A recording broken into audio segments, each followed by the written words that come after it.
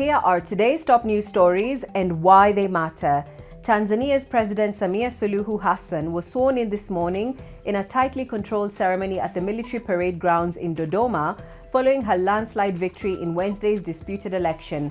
The event, which was closed to the public, marks the beginning of her second term in office.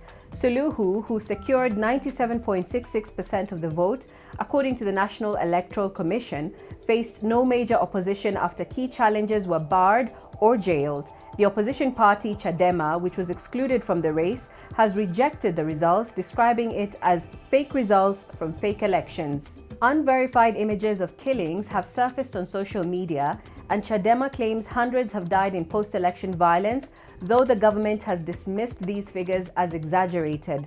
Meanwhile, speaking to DW, Chadema officials demanded the immediate release of their party leader, Tundu Lissu, who remains in detention on charges of treason. They know well there were no counting of votes. Maybe I should ask you if you have seen anywhere votes being counted, or any polling station where votes one by one. There were no places. We don't know, the public doesn't know where these votes coming from, and the standing of the public is there were no elections in Tanzania, and that's their position, and it should be respected. I would also ask Samia Suluhu Hassan, you have rigged the election as you have planned. Now release Tundu Lissu from detention. He shouldn't have been there. He is still there. Let him out quickly as soon as possible so that we can continue with our political movement.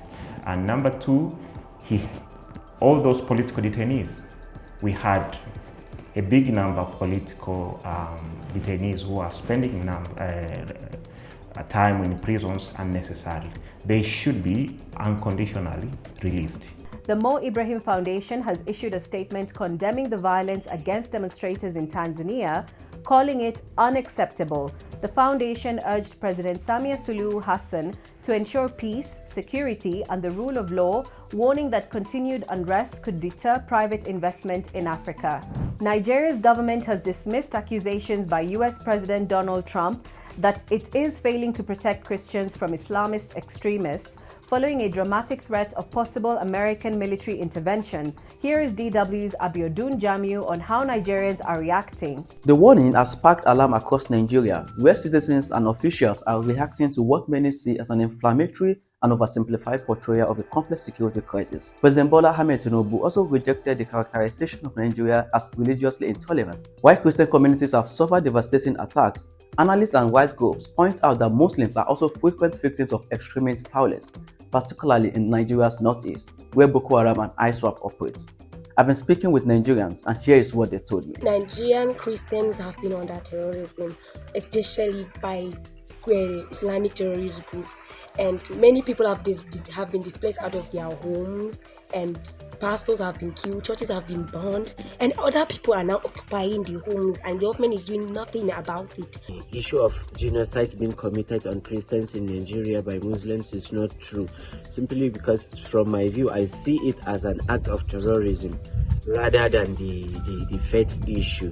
And if my concern and fear is that if US will cut their aid being given to Nigeria, the society will become more vulnerable. 90% of the IDPs are Christians, and now my fear, if Donald Trump will cut off the aid being sent to Nigeria, the Christians will suffer the most because they are the victims. They need this aid the more.